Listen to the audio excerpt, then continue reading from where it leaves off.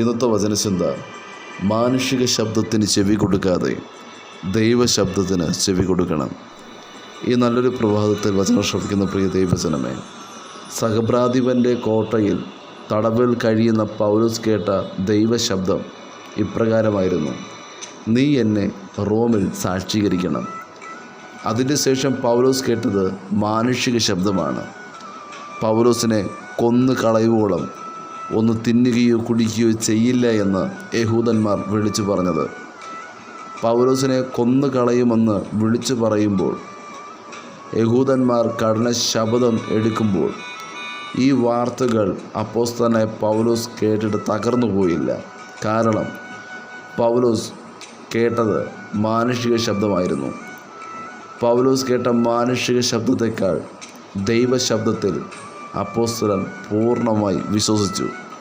വചനം ശ്രവിക്കുന്ന പ്രിയ ദൈവജനമേ, താങ്കളുടെ മേൽ വാഗ്ദത്തമുണ്ടെങ്കിൽ ദൈവം അത് നിവർത്തിക്കും.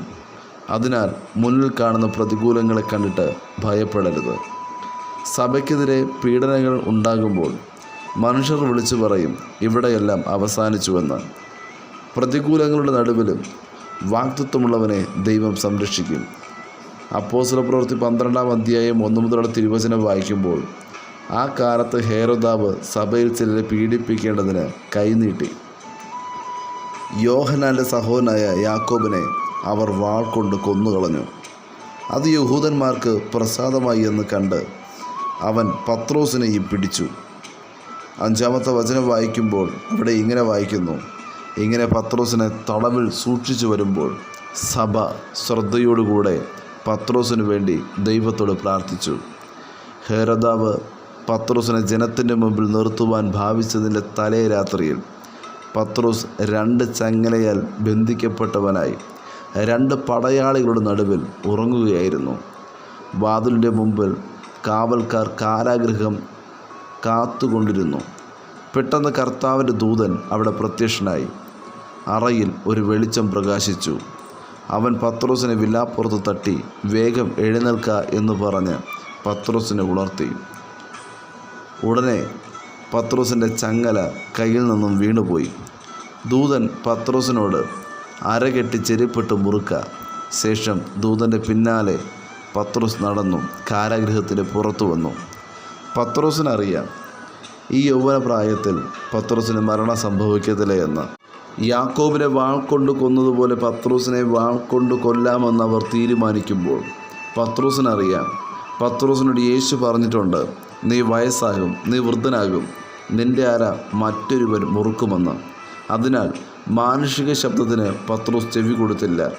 ഈർച്ചവാളിൻ്റെ ശബ്ദം കേട്ടിട്ട് അപ്പോസ്തലനായ പത്രോസിന് അസ്വസ്ഥതയുണ്ടായില്ല.